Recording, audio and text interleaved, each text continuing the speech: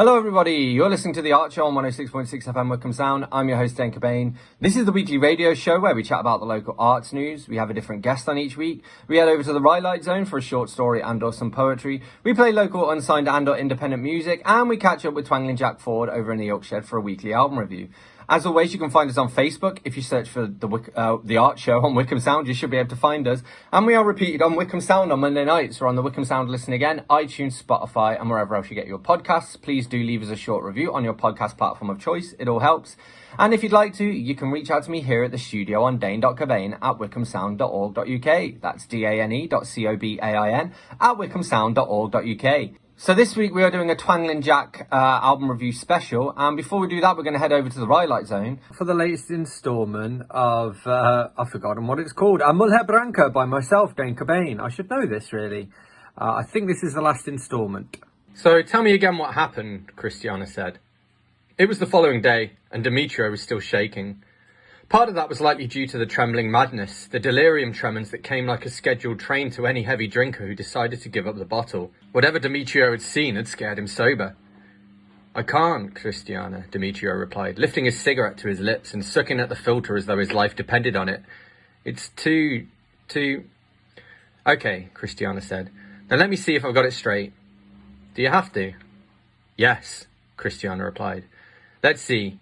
You were in the living room and I was in the bedroom. You looked up from what you were doing. I was fixing that laptop. And you saw me standing in the doorway and staring at you, only it wasn't me. It was you, but it wasn't you, Demetrio said. I don't know, Christiana, I can't explain it.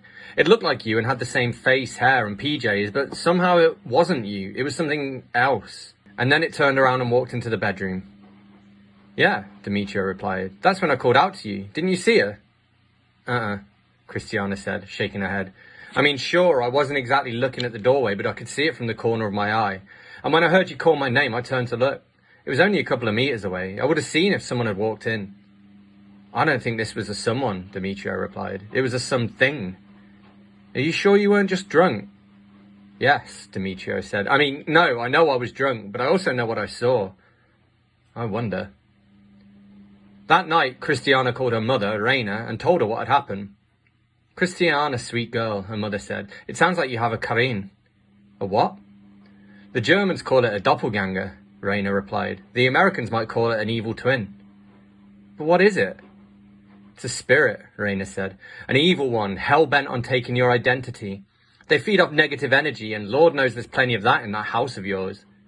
You've never liked Demetrio, Christiana said. He's never given me a reason to like him, Raina replied. Listen to me, child. The Cobain seeks to harm you, to take your place. If you let it have its way, it will kill you, you hear me? And then it will kill Demetrio. Why? Because you don't have the courage to end things, Raina said. Something has to die, Christiana. Let it be your relationship, I beg of you. Please, Christiana. I've got to go, she said. Demetrio is here. I can't believe you went crying to your mother, Demetrio growled. We're a team, remember? We need to sort our problems out together. I know, Demetrio, Christiana replied. The two of them were sitting out on the balcony, soaking up the early evening rays. She reached over to the table, picked up a cigarette, shook one loose from the pack and lit it. It's not like that, I promise. I just wanted some advice. And what to do about me? And what to do about a Muller Branca? It's trying to tell us something. She wants to... Enough, Demetrio snapped, his hand flying out and forming into a fist in the air before striking a glancing blow against her cheekbone. Christiana let out a startled gasp, then pushed herself backwards and fell off her chair, hitting the floor with a thud that echoed out into the street and rose above the protesting scrape of metal on tile. Demetrio looked down at her, but he didn't offer to help her up. She glared at him and pulled herself to her feet. Her face was stinging already, and she knew that a bruise was coming which no amount of makeup would be able to disguise. Not that she still bothered to try. She could feel a different kind of pain in her right hand and realised that she'd crushed her lit cigarette into her palm as she tried to break her fall.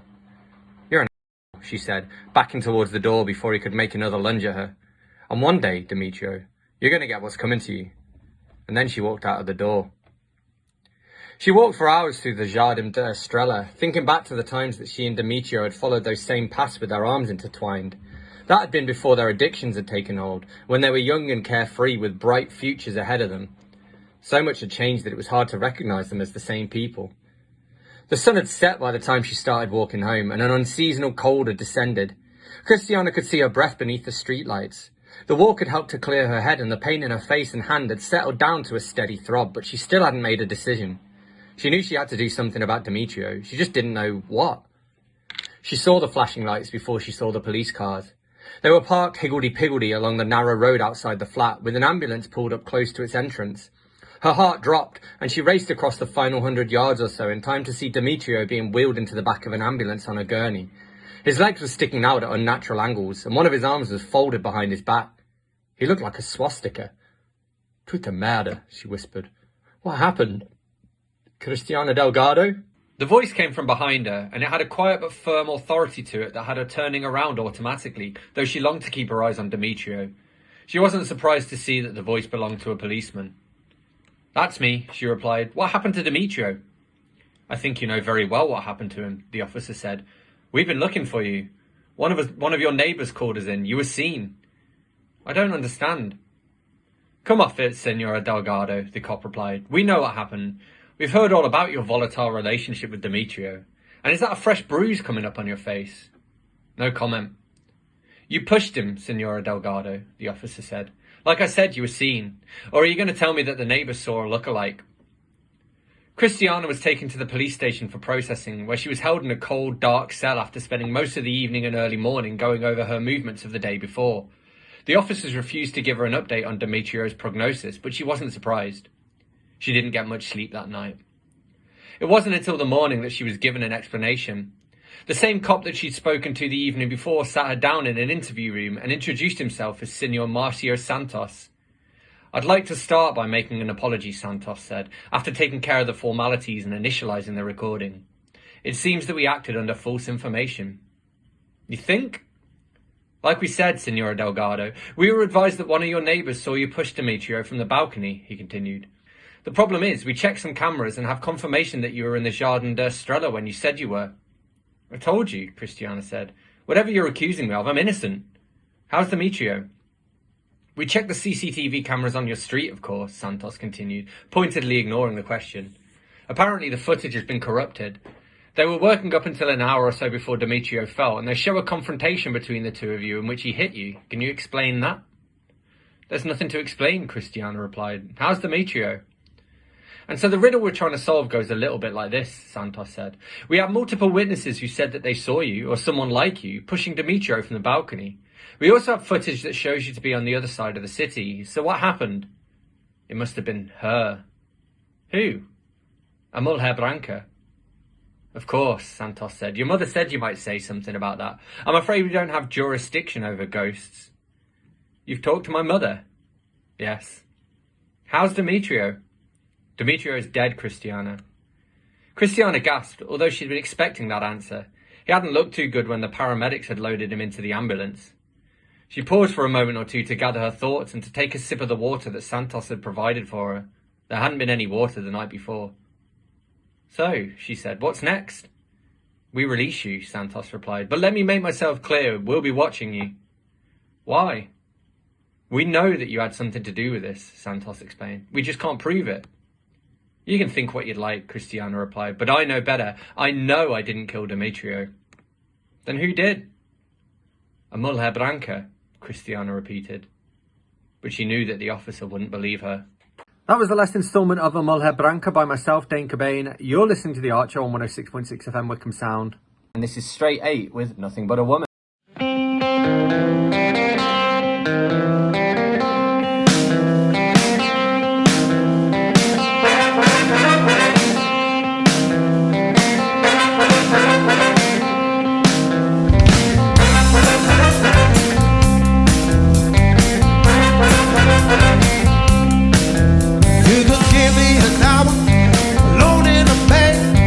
Pay all my tickets, wipe the slate blank. You can buy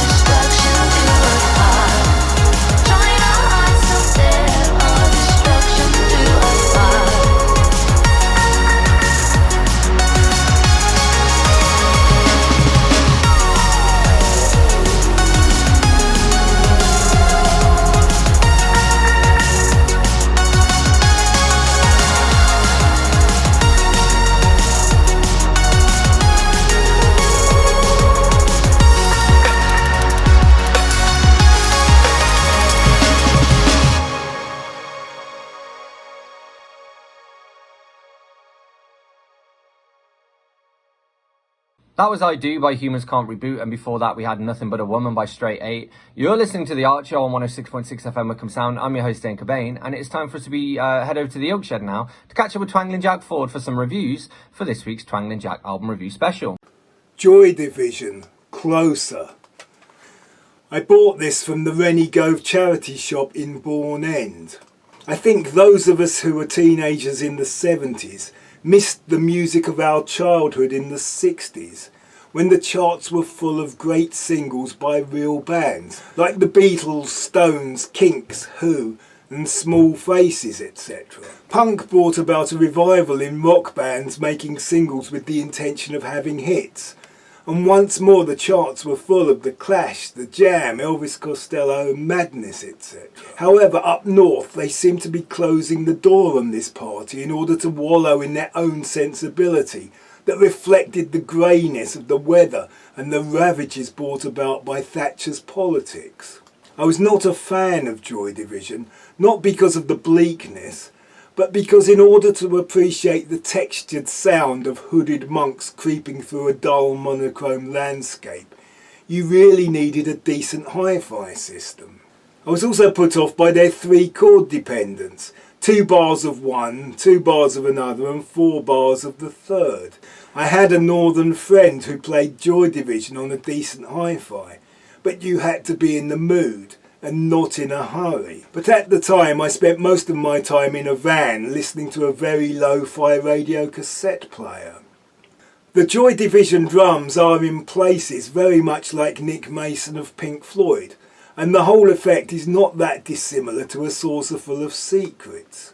Simple chords and a beat. In other places the drums are like krautrock with the machine-like precision of the drumming in Can. You can hear the influence of Bowie in Berlin. The guitar on this album is much more abrasive than on their first album, and there is that lead bass that was the feature of Joy Division and later New Order. And of course there was the deep lyrical edgy drone of Ian Curtis's vocal. Sadly he committed suicide before this album was released. I must admit the thing that got me to listen to Joy Division was the re-release of the non-album single Love Will Tear Us Apart Again.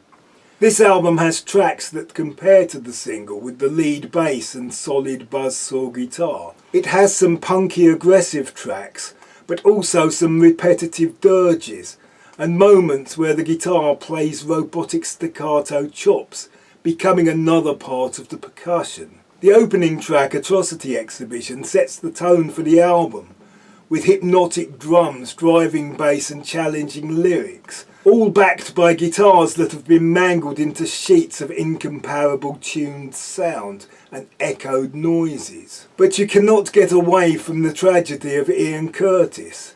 It is all about his imperfect baritone, his lyrics and his state of mind. Joy Division, Closer.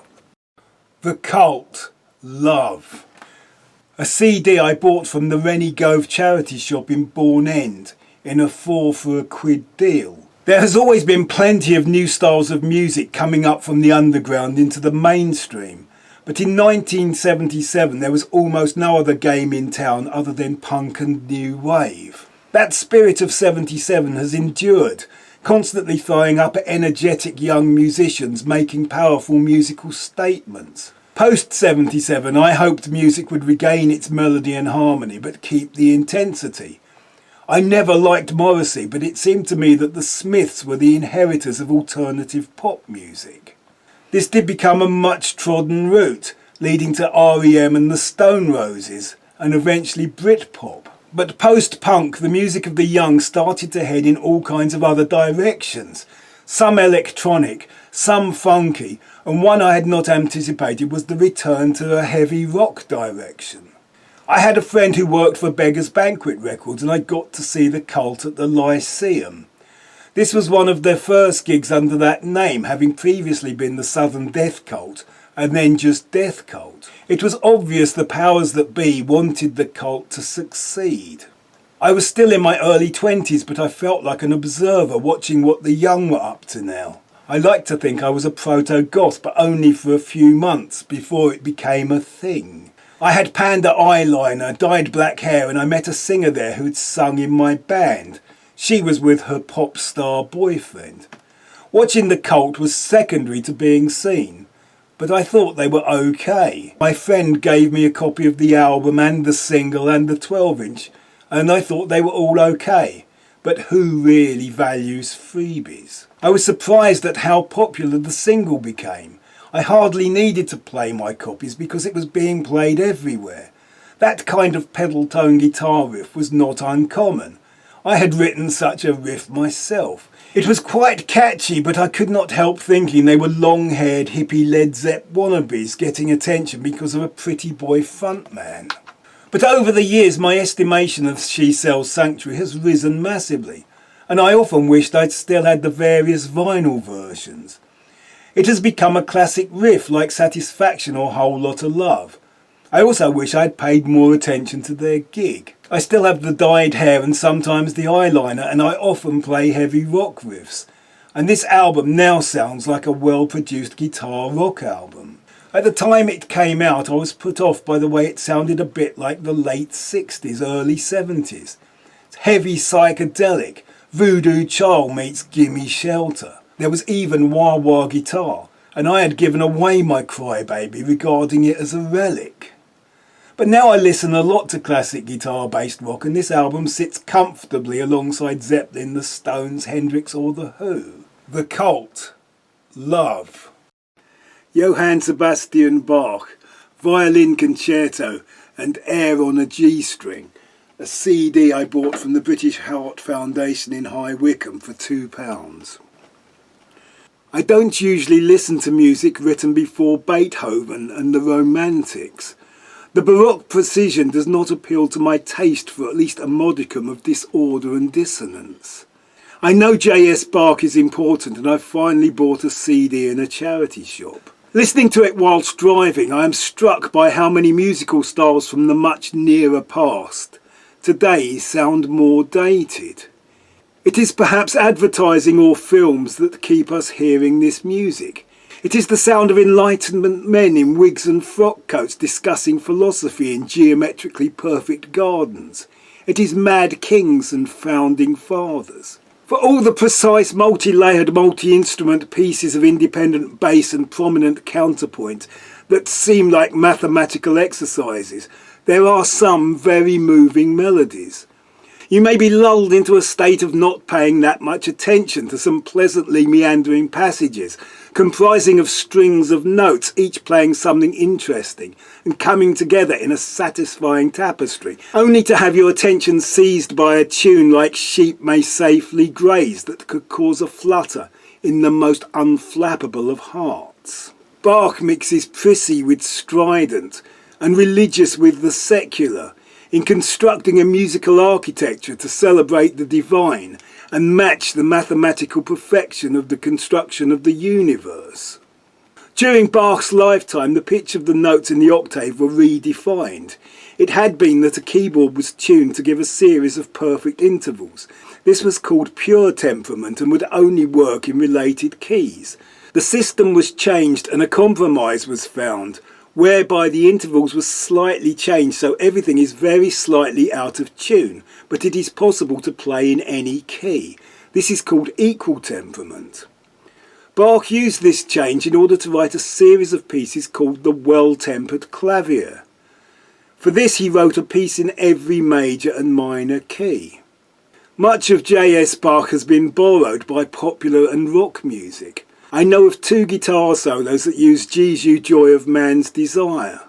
One by Yes on their second album and one by The Byrds. The Beach Boys based the song Lovely Linda on that melody. His Toccata and Fugue has been performed by just about every prog rock band with an organ and was a hit for the classical rock crossover band Sky. The influence of J.S. Bach can be heard every time a guitarist runs down a bass string while playing a chord, or when the bass plays notes that are not part of the chord. Songs like Waterloo Sunset, Park Life, and most famously Whiter Shade of Pale, which is a variation on Bach's Air on a G string, which is on this CD. When I was young, a jazz version of Air on a G-String was used to advertise Hamlet cigars. The composer of that version, Jacques Lussier, became famous for his jazz Bach interpretations.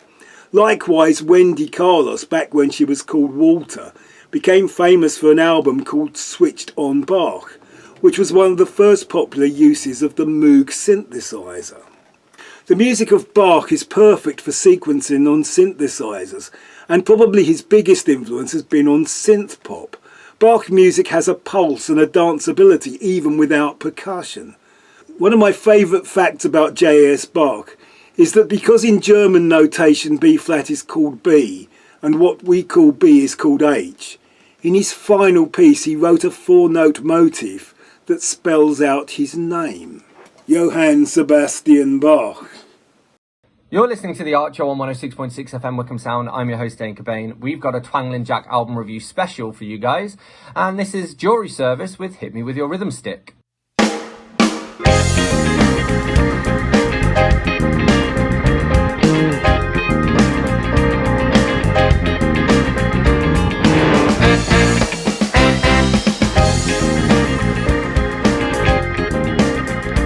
In the deserts of Sudan and the gardens of Japan, from Milan to Yucatan, every woman, every man.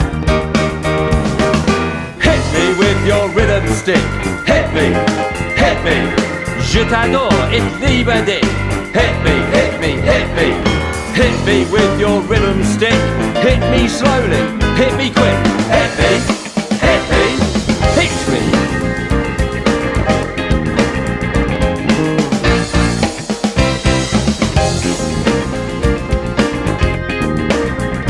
In the wilds of Borneo and the vineyards of Bordeaux, Eskimo, Arapaho, move their bodies to and fro. Hit me with your rhythm stick. Hit me, das ist gut, say, fantastic. Hit me, hit me, hit me. Hit me with your rhythm stick. It's nice to be a lunatic. Hit me, hit me, hit me.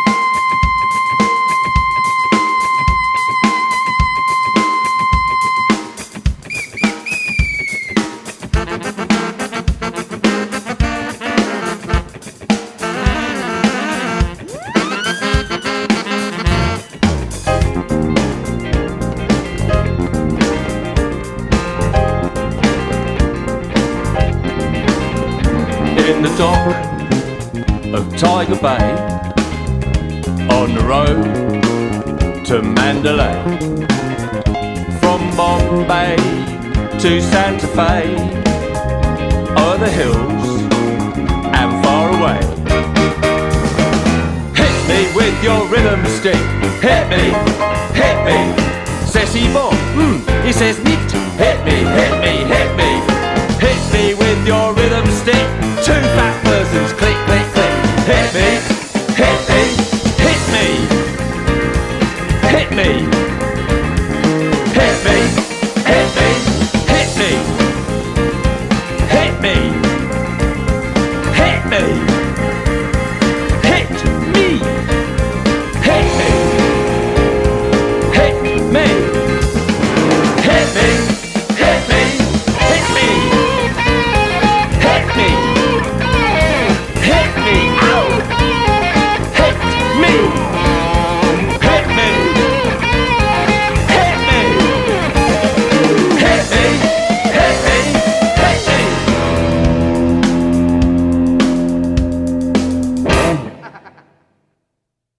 That was Hit Me With Your Rhythm Stick by Jury Service. You're listening to The Art Show on 106.6 FM Wickham Sound. I'm your host, Dane Cobain. And it's time for us to head over to the Oak Shed again for some more of Twangling Jack's album reviews. Something Else by Cannonball Adderley. This was a CD I got from HMV in High Wycombe for £4. It is an album that seems often to come up in lists of suitable starting points for people looking to get into jazz. In my mind, there is a kind of jazz that is the basic sound of jazz, a kind of jazz to which I compare all the jazz that came before or after. It is the jazz of soundtracks. Detectives like Harry Bosch picking up an LP and playing it on his elaborate but perfect hi-fi, as he looks out of the massive windows of his hillside house over the twinkling lights of LA.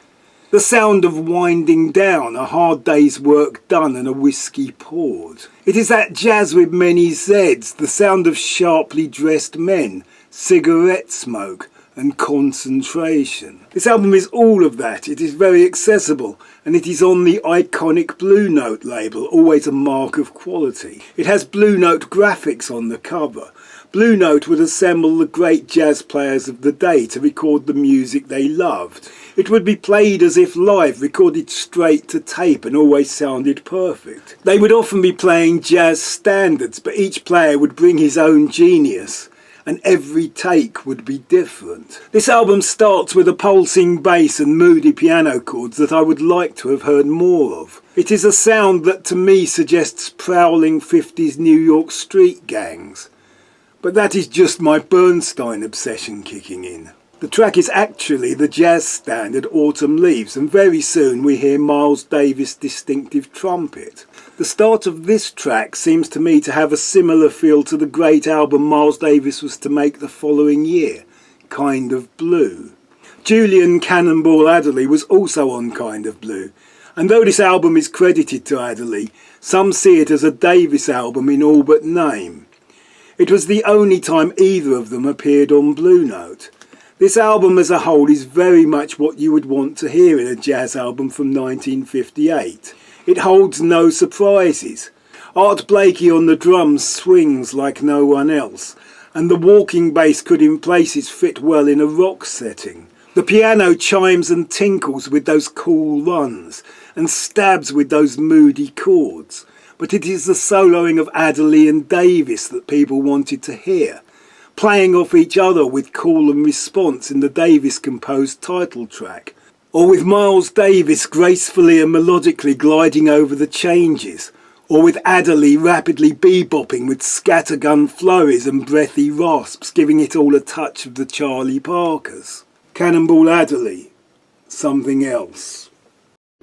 Jeff Beck Original Album Classics, a 5 CD set I got from the Oxfam Music and Bookshop in Beaconsfield for £10. I was browsing in the Oxfam Book and Music Shop in Beaconsfield looking for albums to talk about, and I found this box set. It was just what I was looking for. I took it to the checkout and the lady on the till asked me why she should have heard of Jeff Beck. I told her he was a famous guitarist that had played in a 60s band called the Yardbirds, which had had a number of hit singles. He left the Yardbirds and had a big hit single with the song Hi Ho Silver Lining, which unusually he sang on. He then made 2 albums which featured Rod Stewart singing, and then he made the 5 albums in this box set, 2 of which were massive selling classics. He later played rockabilly with Imelda May and classical pieces like Ness and Dormer.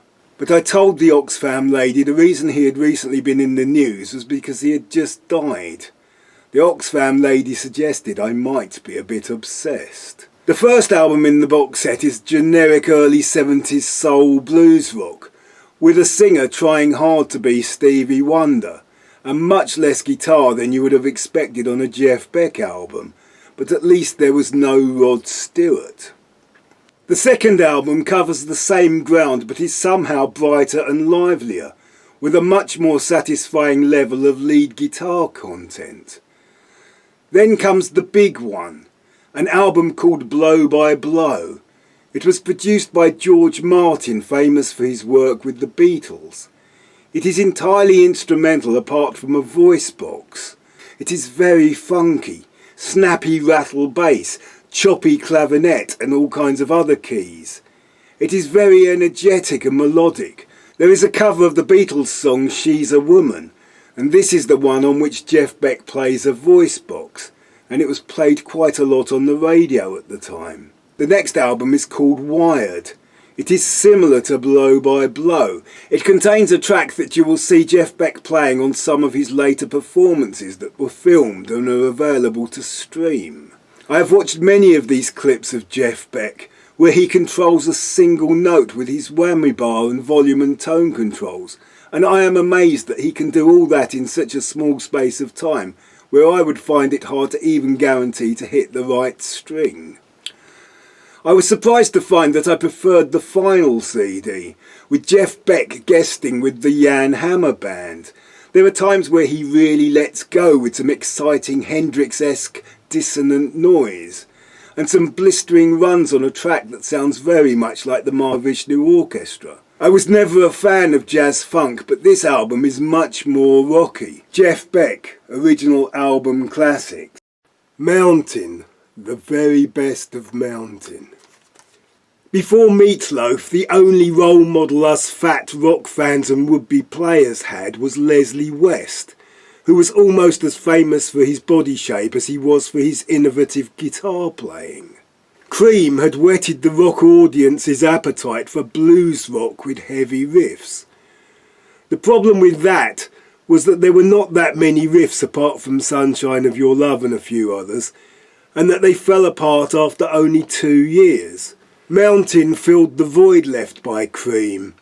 Felix Pappalardi, the Mountain bass player, had produced the Cream albums Disraeli Gears and Wheels of Fire. No one was calling it heavy metal back then, but that is what they were doing.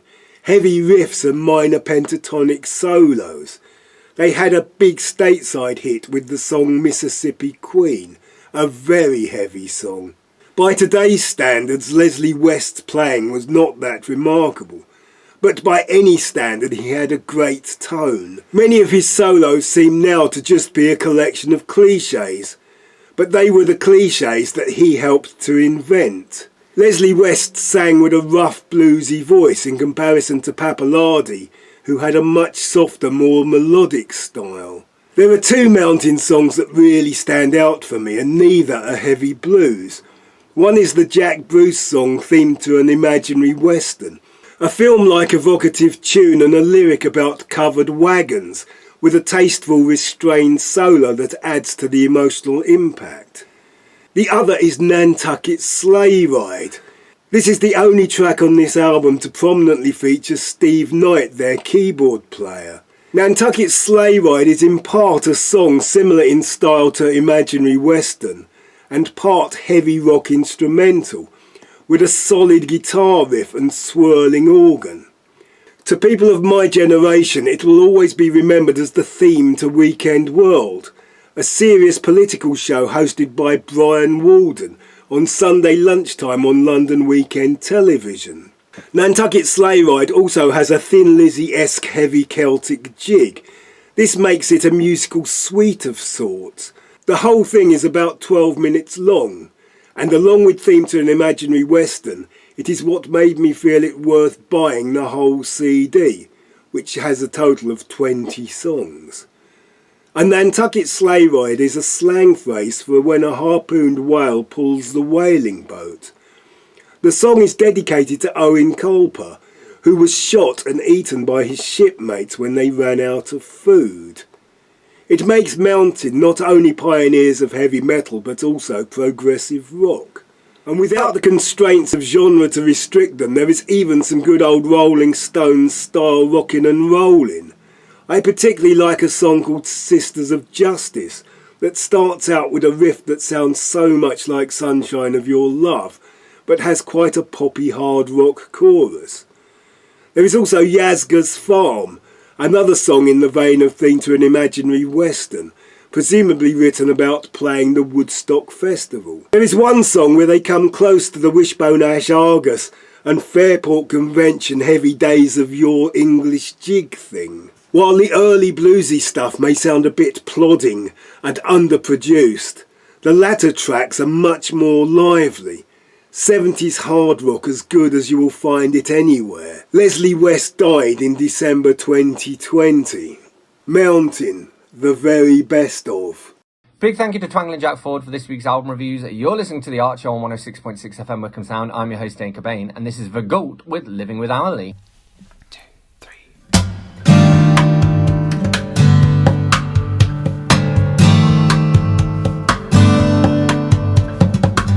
Silly me, I still falter, walking in shoes a good few numbers too small.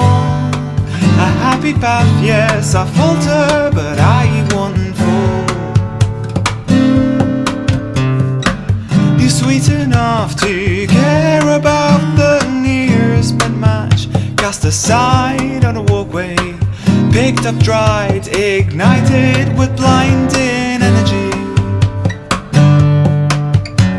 I think that I should thank you for the courtesy.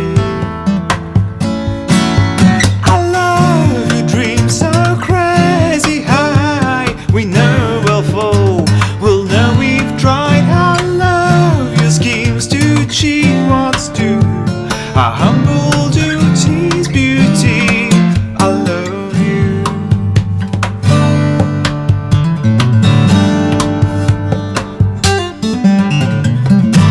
Foolish prism of emotion, you drove away the remorse, the regret, the resentment, the rage, the powerlessness, the neglect. Do you think we'll pay for it all one day, or it's given forever, or found as it may? If so, seeing so many in need, let's give it away. With music, art and beauty, let's lead them all astray. I love your dreams so crazy high. We know we'll fall, we'll know we've tried. I love your schemes to cheat what's due. Our humble duty's beauty, I love you.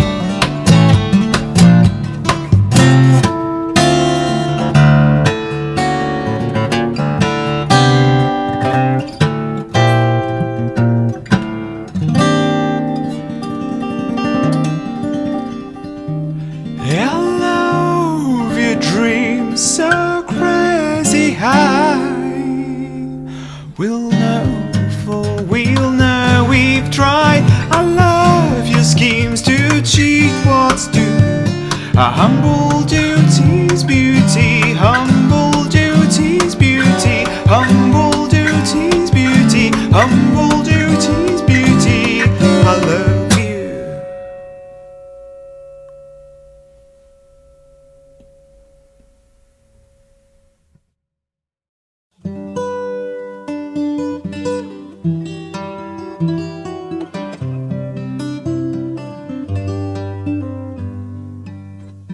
You'd started work as a bank clerk when the clouds of war appeared. You went to fight, thought that was right. You volunteered, you can't have feared what was to come. I'll never know what you saw. You see, I never went to war. I've got your medals in my drawer. I just wish you'd told me more. Put on a ship to distant lands. You fought in fields and on desert sands. First on the beach at Anzio, You had no choice, you had to go, you couldn't say no. I'll never know what you saw. You see, I never went to war. I've got your medals in my drawer. I just wish you'd told me more. What's it like to fire a gun, to be shot at or to shoot someone, to hear friends' cries, to see friends die, to wonder when you'll be home again. I'll never know what you saw. You see, I never went to war. I've got your medals in my drawer. I just wish you'd told me more. You got demobbed, went back to your job, working in a bank. No more mortar shells, no more cordite smells. Just checks to exchange, paper to rearrange. Such a change. I'll never know what you saw. You see, I never went to war. I've got your medals in my drawer. I just wish you'd told me more. The respects you paid on Remembrance Day to the ones you left behind. Time to reflect, thoughts to recollect. You showed your pride, but kept so much deep inside.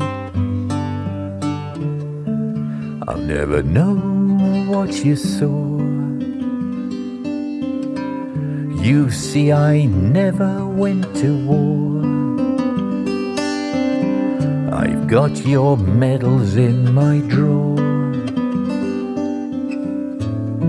I just wish you told me more.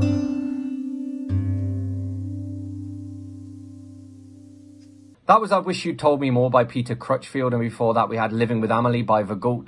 You're listening to The Archer on 106.6 FM Wickham Sound. I'm your host, Dane Cobain, and this is the part of the show where we would normally head over to the Oak Shed to catch up with Twangling Jack Ford for some weekly album reviews. Of course, it has been a Twangling Jack album review special, so instead I'm going to give you the usual stuff. Don't forget to find us on Facebook. If you can search for The Art Show on Wickham Sound, you should be able to find us. We are repeated on Wickham Sound on Monday nights. We're on the Wickham Sound Listen Again, iTunes, Spotify, and wherever else you get your podcast. Please do leave us a short review on your podcast platform of choice. It all helps. You can find us on Facebook. If you search for The Art Show on Wickham Sound, you should be able to find us. And we are repeated on Wickham Sound on Monday nights. We're on the Wickham Sound Listen Again, iTunes, Spotify, and wherever else you get your podcasts. I did that, didn't I? You can email me here at the studio as well on dane.cobain@wickhamsound.org.uk. That's dane.cobain@wickhamsound.org.uk. So I'm going to leave you with one last tune, and this is Radio Generation with Gene Genie. I'll catch you next week.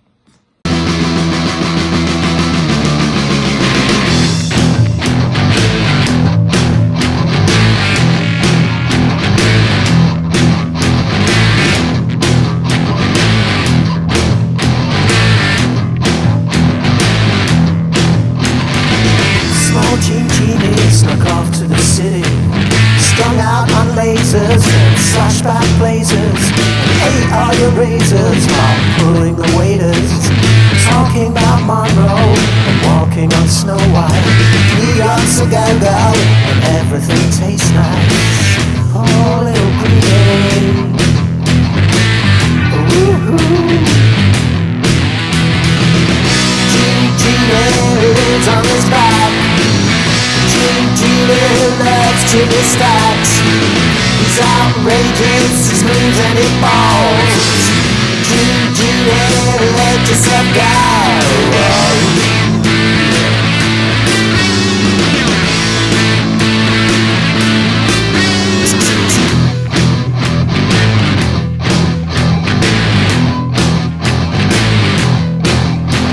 Sits like a man, but he smiles like a reptile.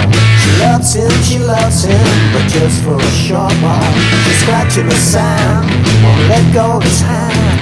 He says he's a beautician, sells you nutrition, and keeps all your dead hair for making up underwear. Poor little greenie.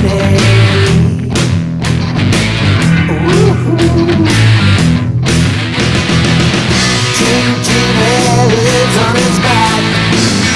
Jimmy loves Jimmy stacks. He's outrageous, he screams and he falls. Jimmy, let yourself go.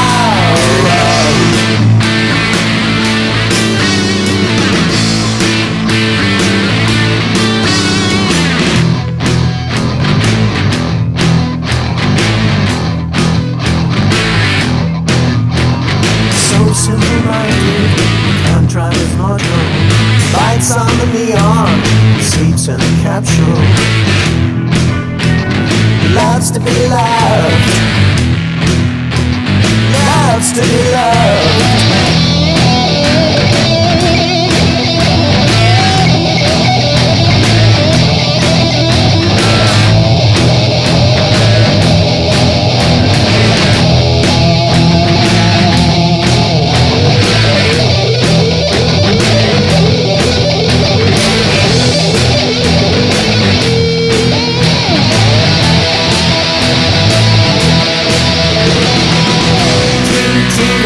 Lives on his back. Jimmy loves Jimmy stacks. He's outrageous, he screams and he falls. Jimmy, let yourself go.